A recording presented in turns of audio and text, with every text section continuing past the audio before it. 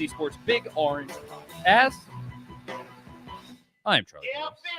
That is Zach Reagan. Wherever you listen throughout the world, we thank you so much for listening to us. Zach and I talk everything balls every week on the Big Orange Podcast. And if you want to listen to that regularly, go over to the A to Z Sports Podcast Network feed on Apple and Spotify. And when you get there, rate, review, but most importantly, subscribe. If you do subscribe, you won't miss our shows when we drop them on Mondays. And speaking of Mondays, it is one right now. And it is 7 p.m. Eastern time. And that means we're live on YouTube. And you can tune in on YouTube and be a part of the show. Just come hang out, comment. We love talking about y'all's comments, reading what you say to us. And so come be our third co-host here. Subscribe, hit the notification bell, hit the thumb button on YouTube. The thumb button, is that what it is? Thumbs up, the like button, whatever it's called. I'm old, but do that on YouTube. Otherwise, at Charlie_Burst, at Zach TNT, at A to Z Sports, A to Z Sports.com for all the stuff that Zach writes on the internet. I think that's everything. Well, we're finally back on track schedule-wise, live on Monday. And we are less than 3 weeks away from Tennessee football. It is right around the corner. But the only football I've really gotten to watch so far is preseason NFL football. And there's an interesting thing going on in the Titans fan base right now.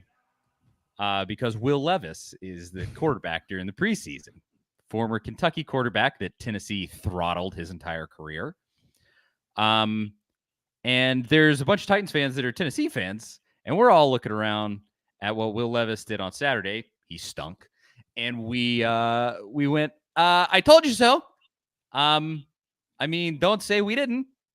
He was bad in college. I don't know why he'd be good in the pros. And then there's a whole set of Titans fans that are now going, but you shouldn't root against him because he plays for the Titans and you have to be nice and you have to let. And I'm annoyed by it, and I'm just going to stop talking about it. But what's up, Zach? Did you see Levis play? Yeah, I actually didn't see any of that game. I was watching other preseason games, but I saw all the fallout with it. And yeah, that was kind of as expected, right? But I'll admit, there's a part of me that was like, okay, I mean, I wouldn't say I talked trash about the guy last year, but I highlighted everything that he did that was cringeworthy or silly or just flat out bad on a football field. So I didn't really do him any favors.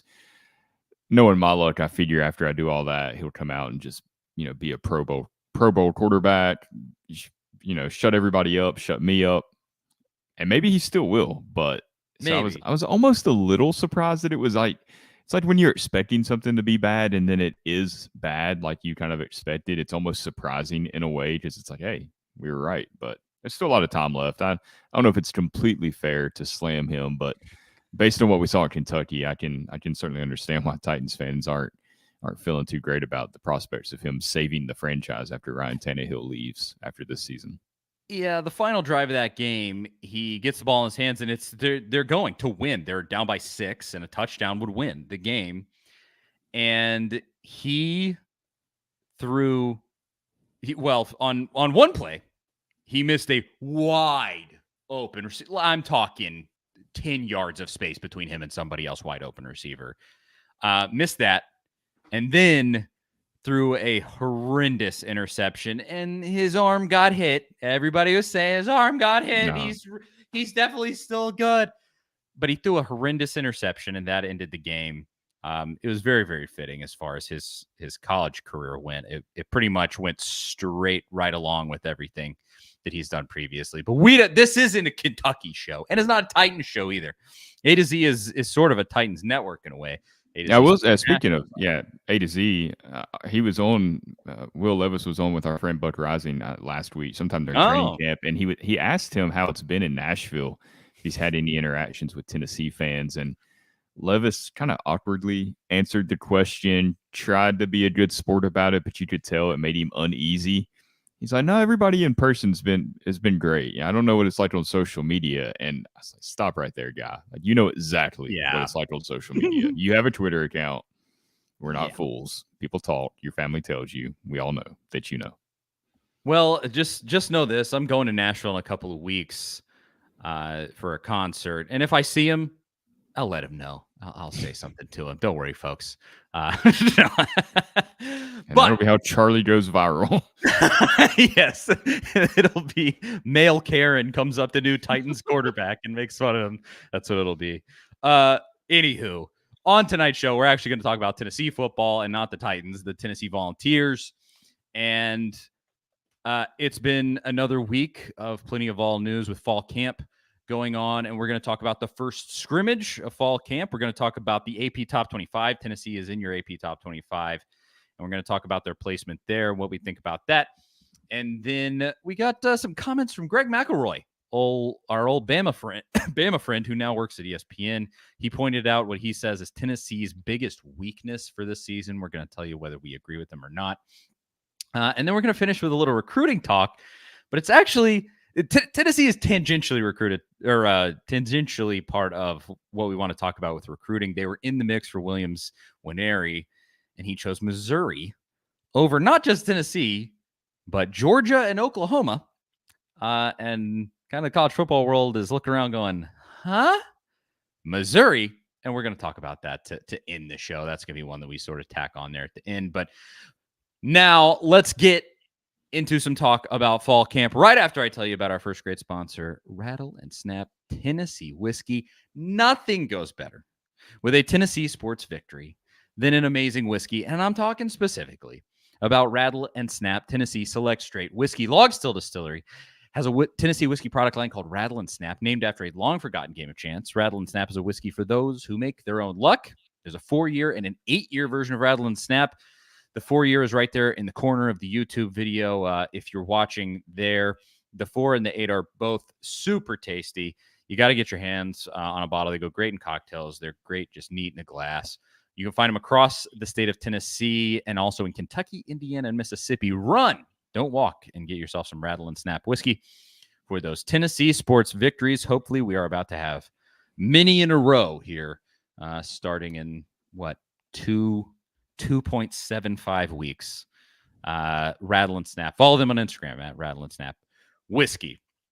Now, let's get right to it. I guess we could start here before we get into the scrimmage and everything that's going on. With that, Tennessee was ranked in the AP Top 25. In the coaches poll, they were number 10. And I said that was actually a little bit higher than I thought it would be. I had pegged them for 12th. Well, lo and behold, the AP Top 25 comes out, and they're at number 12. They're pretty much exactly where I thought they would end up. I think it's about right. You just nobody's exactly sure how the transition from Hooker to Milton is going to go. You have a lot of the same players, and then you have a lot of new players, but there's a lot of new players with potential on this team. And then obviously you have Josh Heupel being the X factor. But what did you think about this number 12 ranking to start us off here, Zach? Yeah, I mean, it really doesn't matter ultimately. I mean, that's my first take on it because, we talked about last week, Tennessee moved up very quickly in the polls last season when they started unranked. I mean, they were number 1 by the time the first playoff rankings came out. So that shows you that, especially being an SEC program, you can win some big games and really make a statement and move up those rankings pretty quickly, which, look, Tennessee wants to be in the top 10. They want to be in the top 5. That's great for recruiting. It's great for exposure. That's who ESPN's talking about. That's who SEC Network's talking about as the top teams in the country. You want to be in that conversation like Tennessee was last season. I mean, we all remember how fun that was to kind of have Tennessee be the center of the discussion on, stuff like First Take or, Stephen A. Smith talking about why the Vols should be in the playoff. I mean, that stuff was fun and does a lot for the exposure of the program on a national level. I think we forget that sometimes college football, as passionate as it is, as many fans as there are, it is still kind of its own little bubble. You get outside of some of these college towns and it's the NFL is still keen. So I think that's really important. But I also think, being ranked number 12, I think it's a good thing for Tennessee. I think this team, they've pretty much said it themselves over the past year. They play better with a chip on their shoulder. You heard Hendon Hooker say at the Combine that Tennessee gets a lot of disrespect.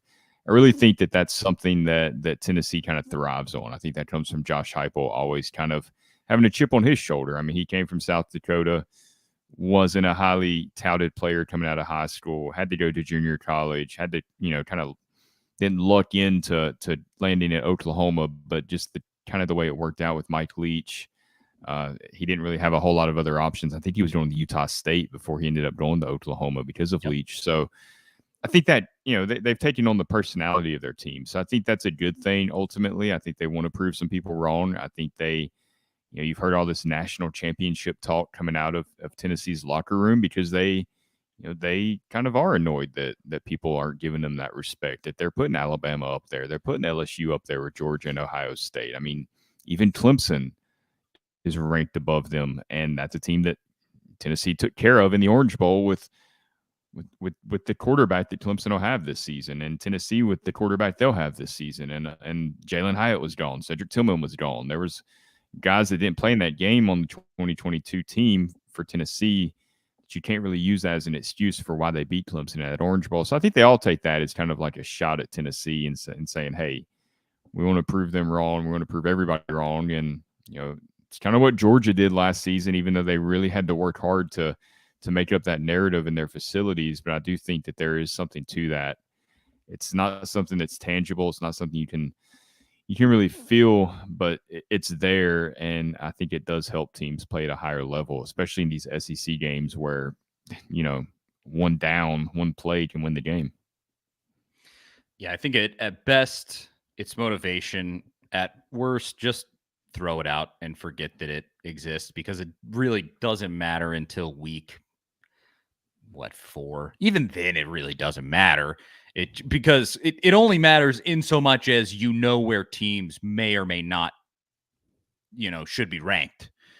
You get a few weeks in, and teams have played a couple of real games, and you finally go like, okay, I think we can say that, Tennessee is actually top 10 instead of number 12 or whatever it may be. Right. And last year it was the LSU game when we were all like, okay, Yes. they really are a top 10 team because they beat Florida and they got up there, and we are like, yeah, Florida's not that good. And we know the history, but maybe this team's different. Does this really mean anything? And yeah, it was that LSU game winning on the road. It's like, okay, yeah, they deserve this ranking. So you're right. They're after the first month of the season, month and a half, you can kind of start to see what teams deserve it. And even then, there are teams that float all the way to the end of the season on an easy schedule before they really run into some trouble, and they end up kind of, fading away late. And really, you just need to be in like the top 8 entering the last month of the season to have a legitimate shot to make the playoff, I feel like. Yeah, as long as you hang around and just make your presence known with wins. It's pretty much that easy, right? Just win, baby. It's that simple. And then the top 25 ranking doesn't even matter. But on that point, Tennessee went out and scrimmaged this top 25 team, or top 15, top 12 team.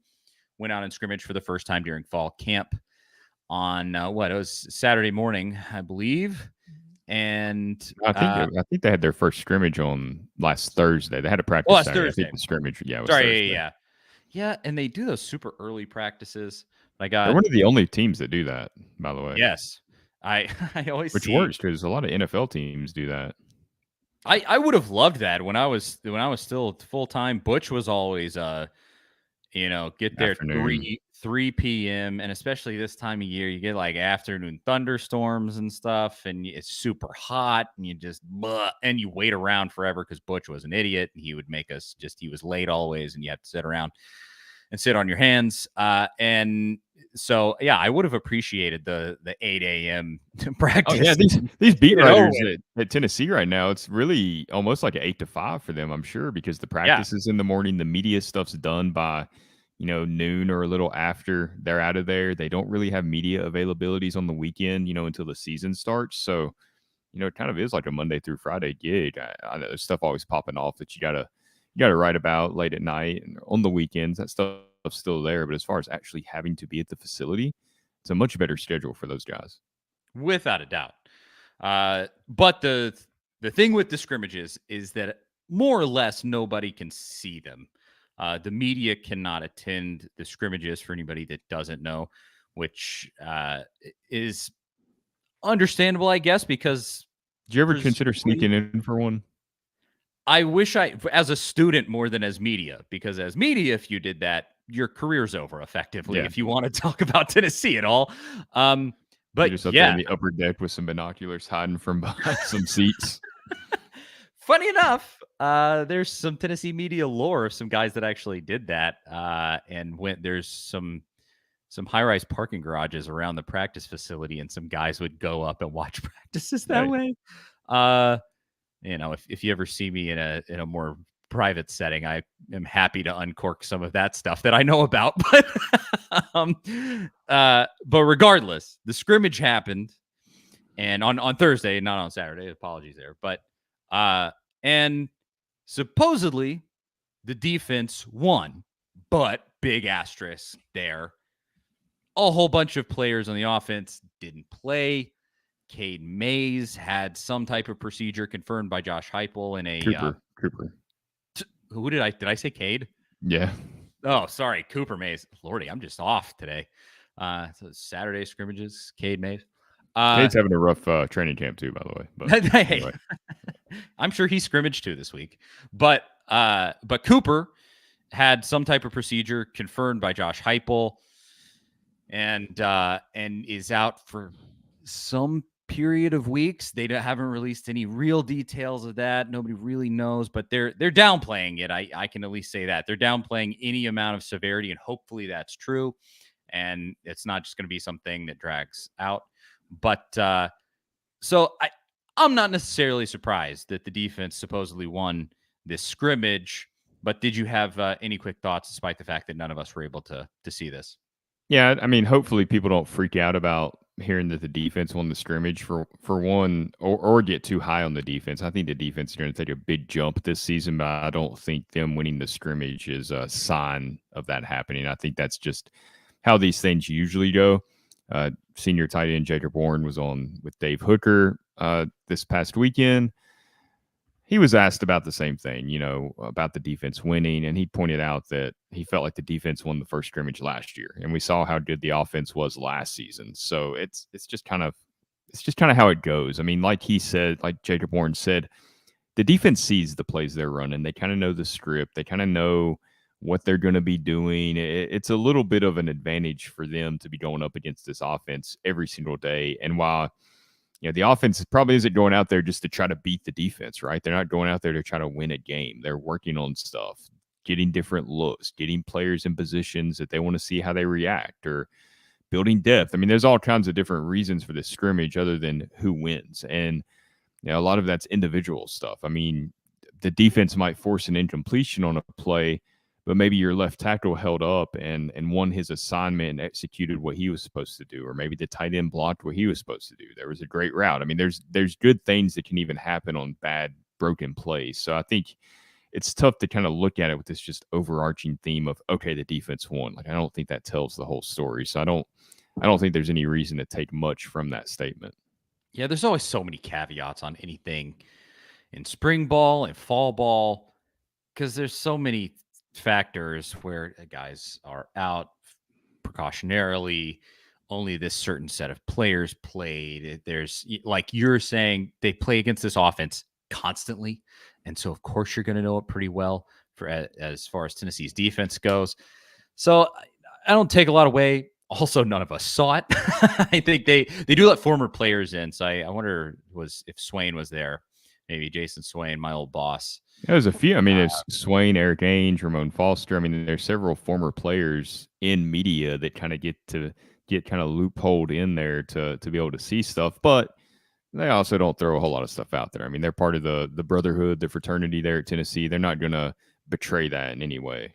Yeah, they get it, and as they should. And so, by and large, there's just not a ton to take away from camp overall. Kind of like preseason top 25 ranking, where you go, yeah, practice makes perfect.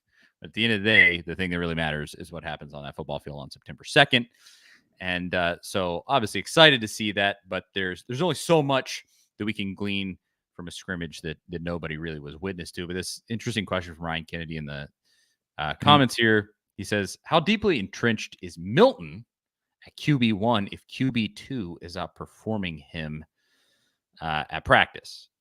And I mean, loaded yeah. question that I think Tennessee is doing the right thing by not letting that really become a thing too much. But at the same time, there's a lot of praise for Nico out there, but the praise for Joe Milton's pretty equal.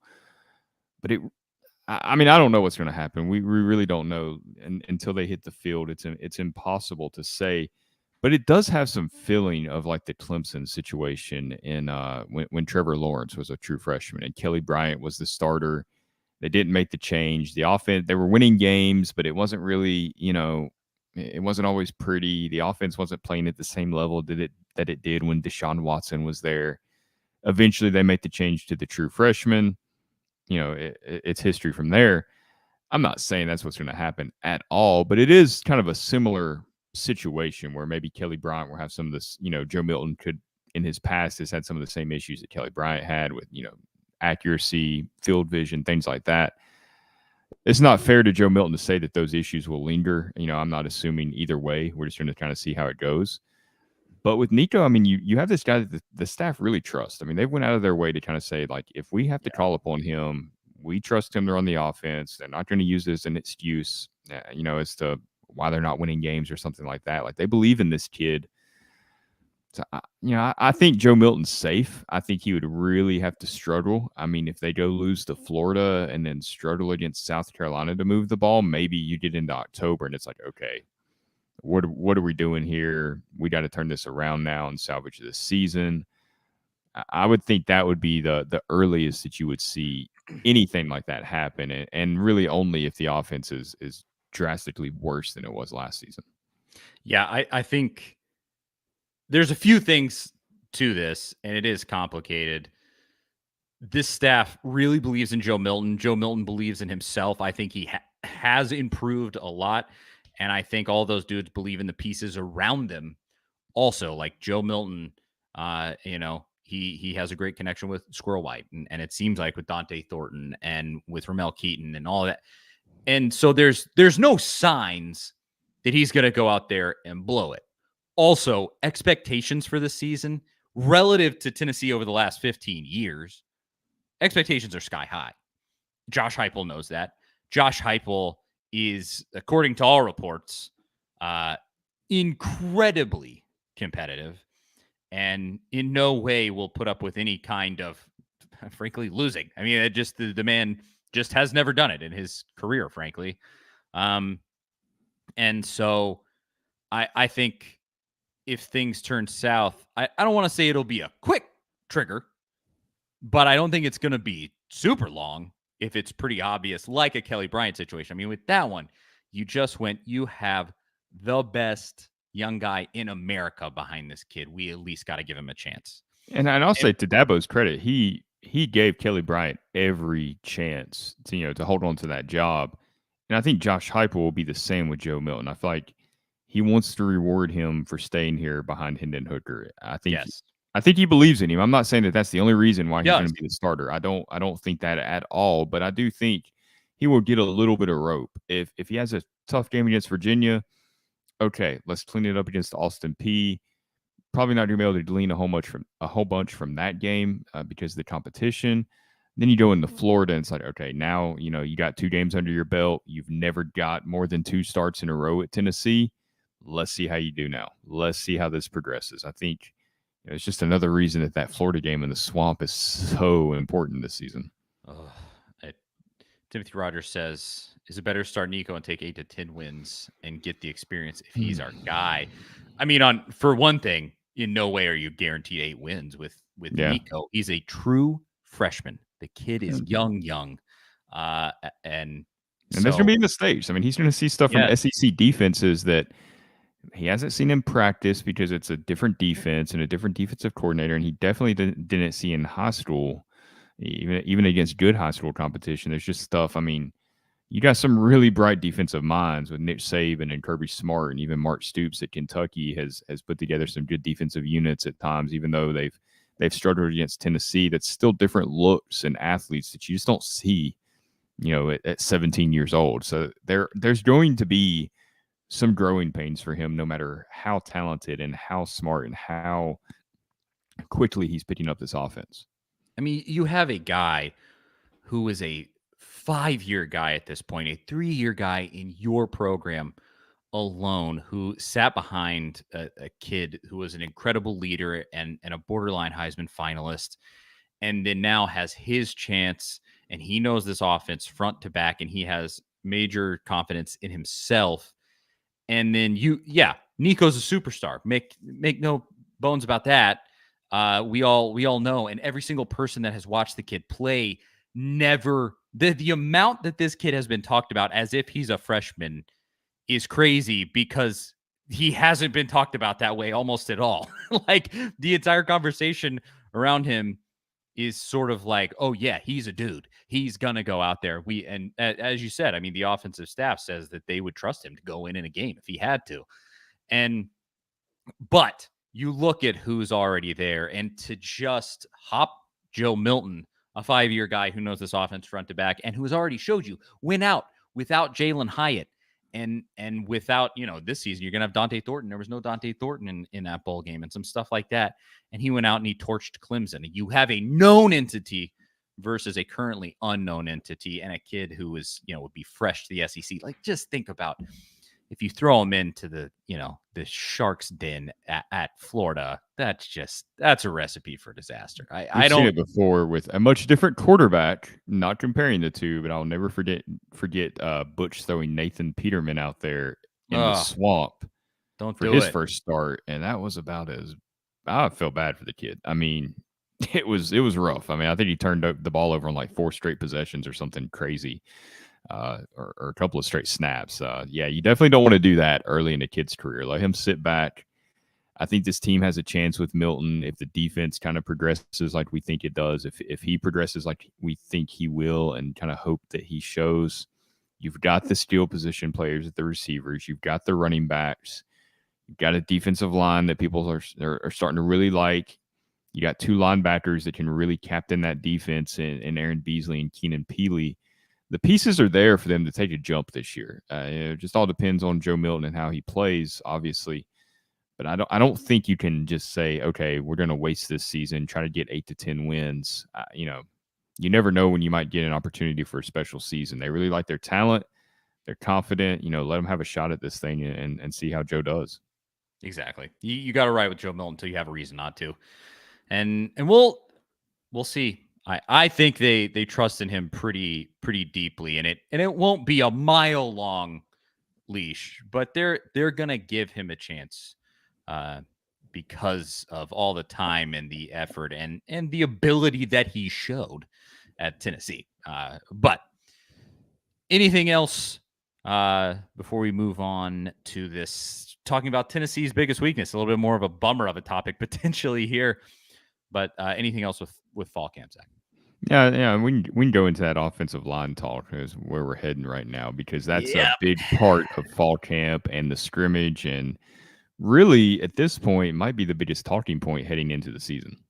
It really might be, and it probably should be, and we'll talk about it right after I tell you about our next great sponsor, Farm Bureau Health Plans. Farm Bureau Health Plans have been serving Tennesseans for over 75 years. Much has changed in Tennessee over the years, but some has stayed the same. Farm Bureau Health Plans has always valued personal relationships, especially when it comes to good health and good service. Plan on Farm Bureau Health Plans for health, dental, and vision for better coverage, better rates, and better service. Go to fbhp.com/ATOZ or walk into one of their 200-plus locations across the state. That is fbhp.com/ATOZ. Farm Bureau Health Plans. Go get you a health plan. Support them because they support us. Now, Tennessee, obviously, they're not perfect. I don't think anybody is looking at this Tennessee team thinking, oh, they have the talent of this Georgia team that could three-peat or anything like that. But across the board, there's a lot of belief, especially in some positions that were not so hot last year. You were saying it right there at the end of the last segment. The defensive line is getting a pretty decent amount of hype, and that's nice. I think a lot of people think that the set of wide receivers could be just as good as last year, just in a different way. The running backs should, I mean, it's the same guys. It should be not only the same, but it should be better because they're the same guys, just a year older. And then you come to the offensive line. And it's kind of a different story because you had Darnell Wright last year. And not only did he get taken as a top 10 pick in the NFL draft, he has now showed in this preseason that he seems to be up to playing at the NFL level. And I've said it this whole offseason since the season ended. He was the best offensive lineman in the SEC last year. And he didn't really get treated that way, but he was. And people just don't like talk about it because it was Tennessee, and Tennessee kind of came out of nowhere and they were just underrated the whole year. He was the best offensive lineman in the SEC. And you have to replace that guy. Will Anderson will tell you that. Exactly. I mean, He has he was told you that. he was an absolute dude. But then you move beyond that. He was not the only guy you lost. And then you're reshuffling at left tackle, although it seems like they probably have that figured out. Mm-hmm. Reshuffling at right tackle, which was Darnell Wright's position. And so you're definitely taking a dip there, although I do like the set of dudes that are vying for that position. And then the interior of the offensive line is just dicey, especially when you mix in that Cooper Mays has been injured. And somebody that brought this up, somebody that all Tennessee fans love. Although I honestly, as a commentator on ESPN, I really don't dislike this guy. No. Genuinely. The only thing that I dislike is that he went to the University of Alabama and beat Tennessee during his time there. But Greg McElroy, what did he have to say about Tennessee's offensive line? Yeah, I mean, he pretty much just said it's it's a problem, and it's maybe the biggest concern that Tennessee has entering the season. And McElroy, I'm not. I like McElroy. I think he does a good job. He's compelling. I don't agree with every single take he has, of course, but it's just a conversation, it's a discussion, and I think he does a pretty good job. He praised the left tackle situation you alluded to. John Campbell, Miami transfer, looks like he's really taking a strong hold on that. If Cooper Mays is healthy, you're great at center and you got Javonte Spraggins at right guard, then everything else is kind of unsettled. Like right tackle, is it Jeremiah Crawford? Is he going to be the guy? Mincy, Dane Davis. I mean, you're kind of, it's not as settled as it is at left tackle. And then left guard obviously is the big issue at this point. I mean, they're just, you had Ollie Lane working there. Well, suddenly he's having to move over and play center in case Cooper Mays isn't ready for the Virginia game. Or beyond that, we don't know how long he'll be out. We don't think it's something that's going to linger all season and really be an issue. And he might play against Virginia and be just fine. But until he's out there, you kind of have to assume the worst or prepare for the worst. And Tennessee certainly is. But the minute that automatically hurts your depth at right or left guard because you're moving a guy over to center. Now you're repping what was your second and third string guys there to start. That's not who you want starting, at the first game of the season at left guard. And even then, it's not a lot of, highly touted guys there at that position that you really feel great about. And like maybe somebody steps up and separates themselves this season, but the fact that we're this close to the season and it's still kind of unsettled, it's the first time, and I hesitate to even say this, but it's the first time that I've had a flashback to 10 years ago where it seemed like we were doing this with the offensive line all the time. And it's not the same situation necessarily because it's a little more structured than what it's been in the past, but it does feel like, okay, we don't really know what the starting offensive line is going to look like in the first week. And that can be unsettling, especially in this offense where everybody has to be just locked in together. We talked about it last season, how many times this offense was running tempo and Hooker didn't even look to the sidelines because he knew what to do. Everybody there knew what to do. Like there was a fourth down against Kentucky last year where they came up just short and Hooker pops up and they're immediately quarterback sneaking it. Everybody knew what to do. The offensive line had that chemistry. Are they going to have that this season? I'm not going to say they're not, but I think I think McElroy's right that it is a concern. I don't want to say it's going to sink their season either way because we just don't know. But I think it's something that we got to be cognizant of that, hey, this could be a problem. And if the interior offensive line is a problem, if they're not getting protection, oh boy, that could really create some problems for Tennessee's offense because Georgia proved if you can get pressure with your front four, you can really make life hard on this offense. I mean, look, Josh Heupel's a great coach. His scheme's great. He coaches the players great, but he's not infallible. Like there are ways to beat this offense, just like there's ways to beat Georgia's defense. And that offensive line not being up to par is part of that recipe. Yeah, there's a lot of ways that Heupel has made this offense borderline unstoppable. But yeah, if that offensive line doesn't hold up, and specifically if the run game can't get going, I mean, you're just starting from a terrible place. The offensive line is always, it's just the foundation of everything on your offense. Now, Big Ten Jeff and Timothy Rogers here in the comments, they bring up, okay, well, the defense and the secondary. I mean, the secondary was so weak last season, especially in certain spots like that South Carolina game. And yeah, that's a fair point. But I also go to, when you look at the set of players at defensive back now, you brought in Gabe Jeudy-Lally, who I think is a really nice veteran pickup. And then you have guys coming back, Wesley Walker, and let's see. This Kamal sort of Hadden, Kamal Hadden, if he'll stop talking and actually play football. Jalen McCullough, Brandon Turnage, Tamarian McDonald, and then you have young guys coming in too. Christian Conyer, Ricky Gibson, who are highly rated dudes coming in. You have depth there. You have players. You have fresh talent that I think is gonna be really good in the long run. Where on that offensive line, I mean, it falls off quick after that top line of players. So I agree, but I don't know. It just is. I want to probably say the secondary, but I actually think like whole unit, it's dicier with this offensive line if you get a guy like Cooper Mays going out. It just is when you look at it pound for pound. Maybe you agree, Zach. Yeah. Sorry, I got distracted by Big Ten Jeff trolling us here a little bit in the comments about Ibn was a guy that we thought that Tennessee was going to get last season in the secondary. He went to Ohio State instead. I've heard the same thing. I actually watched a media session with him the other day. He seems like a bright young kid that is going to do well up there. So certainly would have been nice to have him in the secondary. As it's got to be fun. I mean, it's got to be fun knowing that you're just gonna play no real teams until your final week of the season. That's got to, I mean, you just have 10 wins right in front of you. That's got to be nice as a player. Who's the best non-Michigan, not to get too off track here, who's the best non-Michigan team that they'll play?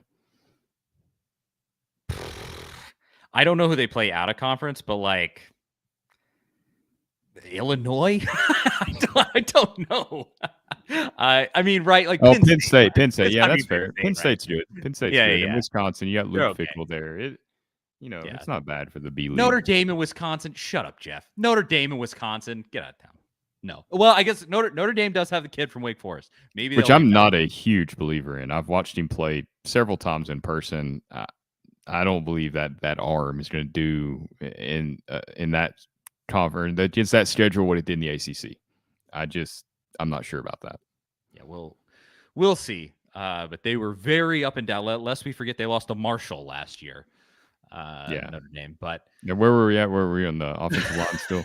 Yeah. So with the offensive line, we were talking about what the biggest weakness, and Timothy brought up the secondary in the comments there, and even it looks like Ryan did too. He said, "Please tell me we have someone to replace Hadden at cornerback this year. I don't think I can handle watching another game with him getting torched and then running his mouth." Sounds like he's going to be a starter again. He didn't play entirely bad last season. There were games where he played pretty well. It's just when he played bad, it really stood out because he was emotional. He was talking trash to guys, especially in that South Carolina game.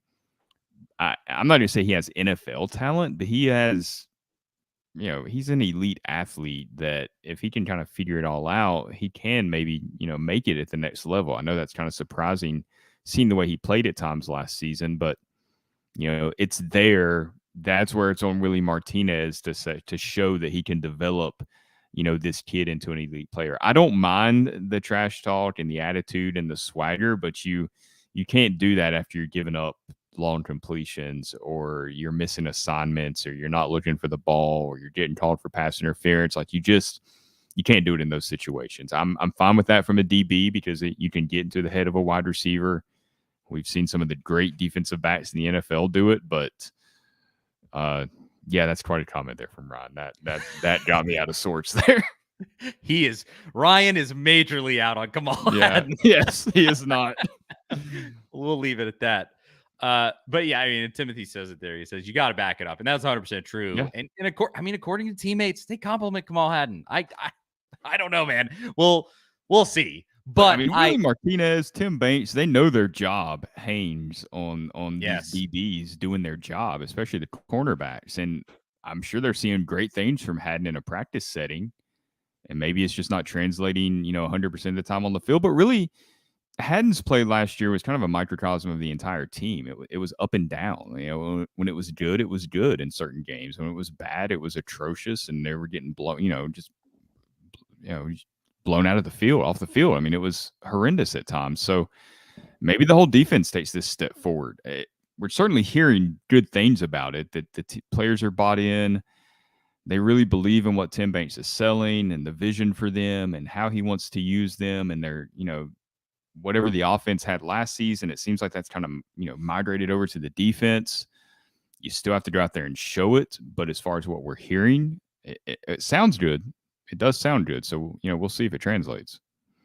we will see. But to go all the way back, I just think pound for pound, that offensive line is just dicier.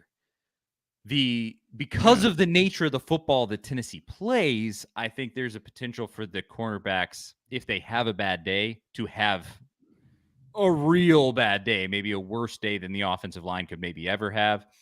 But outside of that, I mean, I do just think it's a thin unit, and so Yeah, and the offensive line's kind of out there on an island. I mean, there's nobody there to help cover up the mistakes that they make. I mean, if you're not creating running lanes, if you're not pass protecting, it's going to make life hard on everybody. With the secondary, there was times where they still didn't play great last season, but maybe Tennessee got more pressure with their front four. Maybe Tim Banks was dialing up some good, blitz packages that caught the offense off guard. Your linebackers can help out there. I mean, you're not totally on an island there, the secondary as a whole, because of the way everything works together on the defense. With the offensive line, I mean, if it's bad, it's going to show up. I mean, that was the biggest thing in the Georgia game last season. It wasn't that the offensive line played terrible. They just kind of got overpowered by Georgia, but they did have a lot of, false start penalties, illegal formations, stuff like that just can't happen when you have 9 or 10 of those in a game with the crowd noise and, Georgia's defensive line, putting these NFL linemen out there. It can make life tough. So that was, we've seen what a game can look like when they're not playing their best. Exactly. Well, it's all just a matter of time. Just a little under 3 weeks. But I'll say this to Jeff. He said that I have 2 more weeks to own up on our bet that I lost at the end of the season. This is what I'll do, Jeff. I'll send you the link to get on this broadcast right now. If you'll get on right now, I'll on Twitter. I'll drop in a DM and I'll send it to you. If you'll get on right now, reply in the comments, and we'll do it right at the very end. We still have a segment to do first, but I'm not gonna I just can't feature you on the show. But I'll do that. Just agree in the comments right here, and I'll bring you on the show right now. Technically you don't have to show your face, I guess. He wants to know what we'll talk about. Nobody said you get to dictate what we talk about, Jeff. I just agreed that you could come on for 5 minutes on the show. That's all I said, and then I lost the bet. So, all right. Final segment of the show before potentially we bring Big Ten Jeff on. Hey, here, I'll send it to you, Big Ten Jeff. The last thing here is recruiting from the day. Williams Nwaneri, however you say his last name, just a bona fide 5-star. On 3, they call him a 5-star plus. He's from the state of Missouri. Just a real star recruit that Tennessee was in on, but so was Georgia, so was Michigan, right? No, what am I? Oklahoma and Oregon. Oklahoma. Sorry. Oklahoma. And Oregon was in there a little too. In Oregon. That's right. And he kind of visited all of those numerous times and made the rounds, and it went this way and then it went that way. We weren't sure what we were going to see out of him. And today he picked Missouri, which is real interesting because they stink. They went this was the funniest part of all this. Impressive. I'll give Drinkowitz that. I said I don't know how he did it. A lot of people said it's just giant NIL money. It's this NIL rule that they changed in Missouri where recruits can collect money before they ever even show up for school, and that gives them a leg up there. Whatever it was, hey, congratulations to Drinkwitz. They locked this kid down. But it took their 2024 class, at least on 3, which was the most generous that I could find. It took their ranking from 57th to 40th by getting this kid on 3, I believe, is the number 1 overall player in America. And he took them all the way to 40th in the recruiting rankings. Congratulations to Missouri nonetheless, but I just thought this was kind of comical. And Tennessee was in on this kid. Wish we could have got him, but it is what it is. What'd you think, Zach? Yeah, I mean, it seemed like Tennessee had been fading for a while, then they kind of got back into the mix late, which might have been a ploy on somebody's part. I'm not going to really speculate on who, but it's kind of odd that they kind of got thrown back in the mix, but really weren't a factor. It felt, honestly, I thought it was going to be Georgia or Oklahoma. I thought the Missouri stuff would fade, and then the NIL, changes in Missouri came. I don't know a lot about that whole legalities of that whole situation, but what it sounds like is that basically he can start earning NIL money as soon as he signs a financial aid agreement, which he can do sometime this fall, like in September, possibly.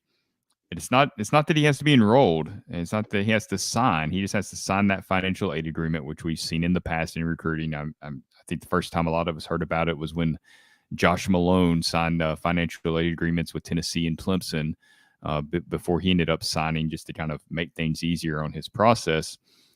So, I mean, that's a whole basically like year almost of money that he can earn. And if Missouri's paying him starting now, I guess that's really hard to pass up if you're a high school student. But if that's the case, if that's the reason he picked Missouri, and he is from Missouri, so maybe it's not, maybe he just wants to stay close to home. Whatever the case may be. I know he had some connections to Oklahoma as well. I think his coach played with Josh Heupel at Oklahoma or something like that. But if this NIL stuff is true, I wonder how much protection Missouri has in this, because if he's not signing to actually enroll at this school, and now with the transfer portal, you can leave whenever you want, what kind of recourse would a collective or Missouri have if he collects 6 months of NIL payments and then it's like, hey, I'm going to Georgia, I'm going to Oklahoma? Like, what do you do? Point. What do you do? There are no, I mean, I don't know what the contracts are like, or if there are contracts, if they're binding. I mean, it could be a very legal a huge mess, you would think, right? Well, I said my theory was this, that he very may well have a strategy of, I'll collect this money, go to Missouri. Drinkwitz's going to get fired. I mean, he's got a year left tops if he doesn't somehow magically improve. And then he's just going to transfer to, Georgia, Tennessee, Alabama. He still has that career in him, and he can get this fat check from Missouri. That's super, super cynical, but I mean, would that be a stupid strategy on his part? Probably not, honestly. And he, I mean, look at what Kevin Steele did to Tennessee. No, it's not a poor strategy at all, right? It's just not like, if coaches are doing it, then players can do it too. Like, I have no ill will towards this guy if that's what he's doing at all. I don't see any issue with it. I think 100%. I think if you're Missouri, though, you better be careful with what you're doing. Yeah, it's interesting. They haven't gotten anybody else big from the state. I mean, just look at what happened at Florida with that whole situation with Rashada. Like, that's a cautionary tale to a lot of SEC schools and these collectives on how to handle these situations. It absolutely is. All right, so. I'll finish with this, Zach. Big Ten Jeff actually is going to join. He's sitting here in the waiting room. I'll bring him in just a second to settle up this bet. Finally, he'll shut up about it. But anything else, Zach, with Tennessee, with recruiting, before we have to bring a Ohio State fan on to settle my bet here? Yeah, I wish I knew how Tennessee handled these NIL deals. I would just love to know the behind the scenes on bidding wars. Obviously, we know that Tennessee's willing to use NIL to their advantage. Just look at Nico. That's been highly publicized. The $8 million deal, one of the first ones that went public like that. We know that it's, Tennessee's just fine operating in this space, but how willing are they to get into these bidding wars for players like this? Does it scare them off? Do they think it won't fit their culture? And not just Tennessee. I think other top programs are probably in that same boat where they're willing to say no to a guy if they get a red flag on something like that. I would like to know more of the thought process on that and kind of how some of these head coaches view these situations. Yeah, that's true. And it's one of those things, kind of like when all that was happening just under the table completely. You're just probably never going to find out exactly how they, with the quote unquote bidding wars and how all, because it still is legally dicey for them NCAA wise. But I get it for a portal player, right? You getting a player transferring from, like, if Sauce Gardner would have been at Cincinnati like 3 years later, he would have never finished at Cincinnati. Somebody would have paid that dude a lot of money, maybe Ohio State, maybe somebody in the Big Ten in that area, or maybe, an SEC school definitely would have went after that guy too. That I'd feel comfortable with, but signing a high school recruit, I mean, we've seen plenty of 4-star and 5-star busts. That's a big risk. Risky. Yeah. All right. Well, let's finish with this. Big Ten Jeff is actually here. I didn't tell you. Here we go. You don't have a custom graphic for this, Charlie. I'm a little disappointed. That's true. I didn't come fully prepared, but so I bet, Jeff, that Jalen Hyatt would have more receiving yards against Georgia than Marvin Harrison. I should have just bet him that Jalen Hyatt would win the Biletnikoff, then I would have been on the winning side of this. But regardless, Jeff, you're here. You have 5 minutes. What's up, man? Not much, and it's a Big 10 plus 8, Jeff, now. That is true. Is there any talks of changing the name of the conference? And that's serious. Like, I haven't heard anything about that. But at some point, it's like, all right, we can't keep calling it the Big Ten, right? Not that I've heard, but I liked what Cover 3 podcast said, that if we add 2 more teams and we go to 20, just call ourselves the Big 10-10. Oh, there you go. Yeah. I at least I respect their shamelessness, though, where they're just like, I don't know, we'll take you. It's fine. And now you'll get to play like USC and Oregon and Washington. It's actually, we said that on the show last week. Yeah, there'll be some great games like Ohio State, USC. That'll be fun to watch. Like, I'd rather watch that than Ohio State, Indiana. Yeah, and the best part is they did the whole protect flex schedule, then like 3 months later they add 2 more teams. So who knows what's going on with that. Well, here's what I'd like to ask you, and I just want to know the general tone of Ohio State fans in general, because we see this talk all the time, and I'm always like, do people really think that? What's the feeling on Ryan Day? How do y'all feel about this guy? Is he on a hot seat by any means? What's the deal there? It depends who you ask. You have the fans that are sky is falling, anything that like there is some. The Big Ten Network does a BTN bus tour. They go around and go to one practice at every school.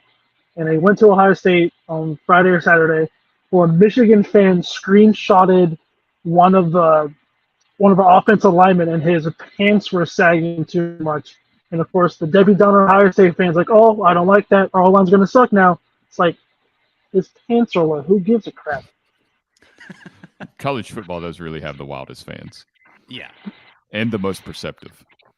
But it's funny though. If anything, I'm in a group text. You can all laugh at me. I'm in a group text with Zach Smith, and we have like our own little stuff, and like something bad, something like randomly bad. So like today, one of our linebackers got torn ACL, and someone's like, oh, there goes Ryan Day again, tearing someone's ACL.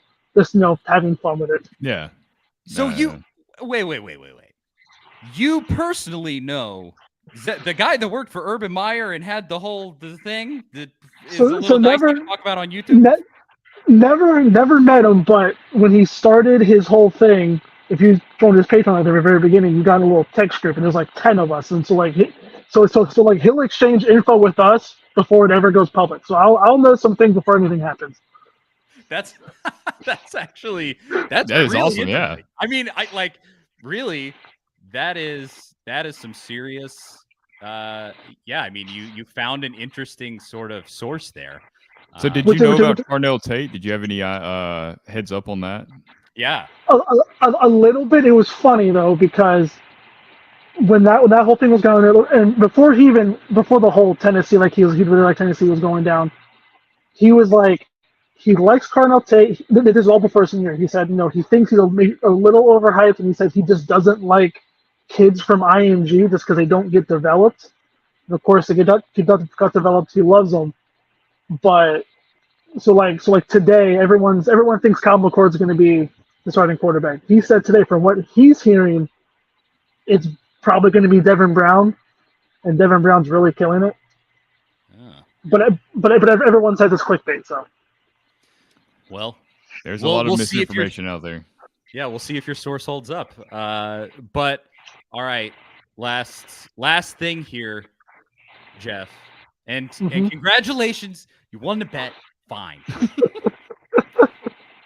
Your guess for Ohio State's record, because will they finally beat Michigan again? Do you think they'll get back on track? And I'll finish with this. If they lose to Michigan again, how hot is the seat for Ryan Day? Okay, so I would like to see the defense first, which obviously, but if I had to say right now, I'm going to say yes. I think it's going to be a close game. Because everyone says Donovan Edwards ran all over the whole game. He didn't. He had like 50 yards, so about 7 minutes to go in the fourth quarter, then the dams broke. So I think that gets fixed.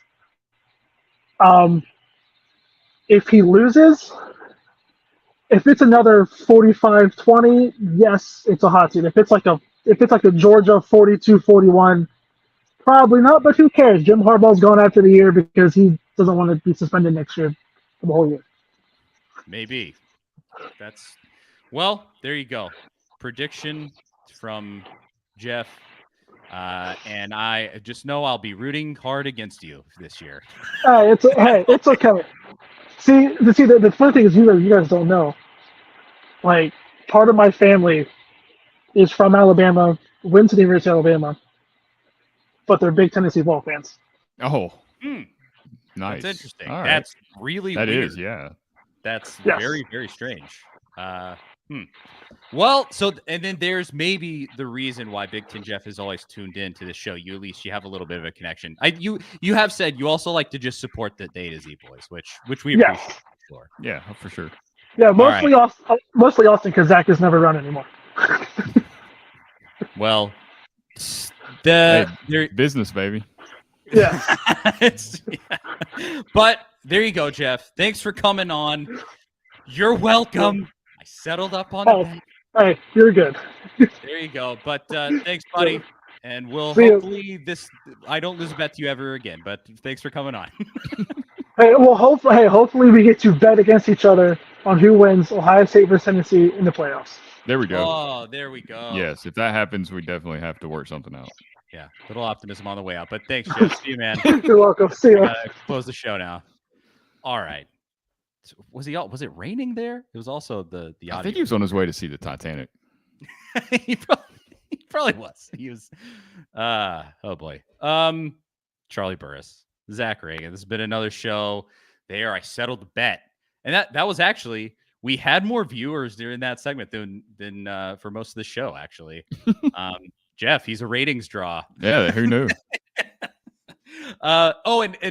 Austin said, did we talk about the home tweet that I tweeted at Vandy? Should I tell the whole story there? Well, I won't, because I think there was a reason. I won't yeah. Yeah. We don't want to get too. Yeah. Too in the weeds too. Regardless, I tried to ratio Vandy's football account. I only. It turns out not enough people follow that account. That is seriously why. Yeah. Because it took a while for it to start taking off. It took like you responding to it, and then finally everybody that follows both of us could see. If anything, we were trying to help them out a little, grow their social media following. Yeah, grow their brand. They got 366 likes. Mine got 183. But you can go find Twitter. That was pretty funny. Kentucky running back Ray Davis that transferred from Vanderbilt to Kentucky was like talking trash about Nashville and Vanderbilt the other week when they opened fall camp. He said everybody in Nashville is too much about like Luke Bryan and whatever, Jason Aldean or something. And he's like, in Lexington, it's all about football though. So no boy. Who knew that we had some Kentucky Vandy trash talk going on this offseason? Yeah. Both Lexington and Nashville, two bastions, legendary for their college football. Yes, for sure. Okay. So the next 2 weeks that we're going to get serious into the actual previews. I mean, next week's show, that coming Saturday, there will be actual football. Now it's going to be Vandy versus Hawaii, if you consider that actual football. But still, it will be the start of the college football season. And we're going to give, a real preview of things and start in more with the serious analysis of the season. And obviously, as has been tradition with the show, the final show before the game will be a full preview, full preview for the season, our prediction for the season and our prediction for the Virginia game. So obviously, keep coming back and we'll do all of that. Charlie Burris, Zach Reagan, thank you so much for watching. Even Big Ten Jeff, we appreciate it all. Seriously, just everybody, Timothy, Jerry, Austin Stanley, our boss, everybody else to watch, Ryan tuned in. We can't say thanks enough. We couldn't do the show without you. And so that's it. We'll talk to y'all next week. See you guys later.